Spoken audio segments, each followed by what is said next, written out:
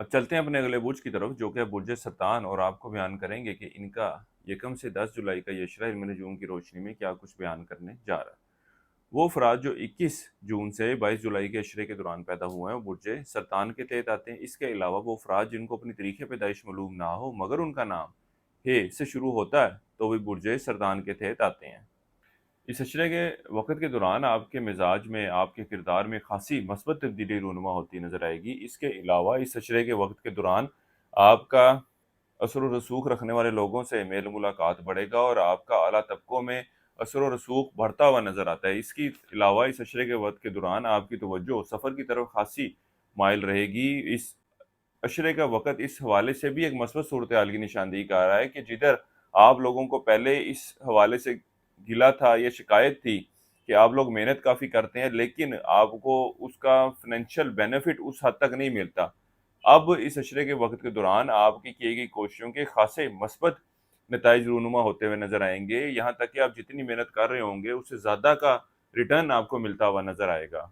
इस अशरे के वक़्त के दौरान ज़मीन और जायदाद की खरीदो-फ़रोख्त के ज़रिए आप लोग माली फ़ायदा हासिल करते नज़र आएँगे। यहाँ तक कि वो अफ़राद जो ज़राअत के पेशे से वाबस्ता हैं, इस अशरे का वक़्त इनके भी इन मामलात से माली सूदगी, माली फ़ायदे मिलने की तरफ इशारा हो रहा है।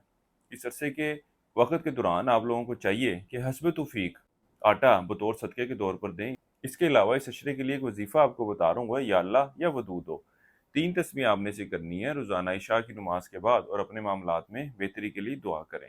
वो अफ़राद जो स्टॉक मार्केट, क्रिप्टो करेंसी या इस तरह की दीगर डिजिटल करेंसीज़ में ट्रेडिंग कर रहे हैं, इनको चाहिए कि इस अशरे के दरमियानी याम के वक़्त के दौरान ट्रेडिंग करते वक़्त बहुत ज़्यादा एहतियात बरतें क्योंकि ये वक़्त आपके इन मामलात से नुकसान होने की तरफ इशारा कर रहा है। इसके अलावा इस अशरे के दरमियानी याम में आप औलाद की मामलात के हवाले से कुछ सख्ती बरतते नज़र आ रहे हैं। औलाद की मामलात आपके हाथ से निकलते हुए नज़र आएँगे। इसके अलावा वो बुर्ज सरतान वाले अफ़राद जो रोज़गार की तलाश में है या तब्दीली नौकरी के ख्वाहिशमंद हैं, इनको भी चाहिए कि इस अशरे के वक़्त को ज़रूर यूटिलाइज़ करें। अल्लाह के फ़ज़ल व करम से एक बेहतर रोज़गार का सिलसिला बनता हुआ नज़र आ रहा है। इस अशरे का वक़्त आपकी एक अच्छी और बेहतर सेहत की निशानदेही कर रहा है।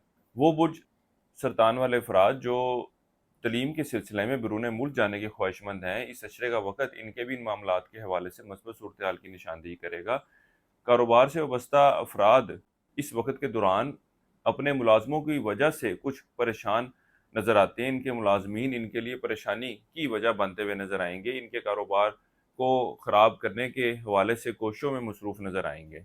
गो के इस अशरे के वक़्त के दौरान आपके अज़वाजी मामलात बेहतर रहेंगे लेकिन आपके शरीके हयात की तरफ से कुछ ऐसी एक्टिविटीज़ या कुछ ऐसी बातों होती हुई नज़र आ रही हैं जिसकी वजह से आपसी नोक-झोंक होती हुई नज़र आ रही है। इस अशरे के वक़्त के दौरान हामला ख़वातीन को अपनी सेहत के हवाले से एहतियात बरतने की ज़रूरत है। इस अशरे का ये वक़्त आपके अंदरूनी सफ़र के लिए जाने की इस तरफ इशारा कर रहा है। ये सफ़र आपके माली मामलात, माली सूदगी का भी बाइस बनता हुआ नज़र आता है। बुर्ज सरतान वालों के लिए अब तक इतना ही। अल्लाह हाफ़िज़।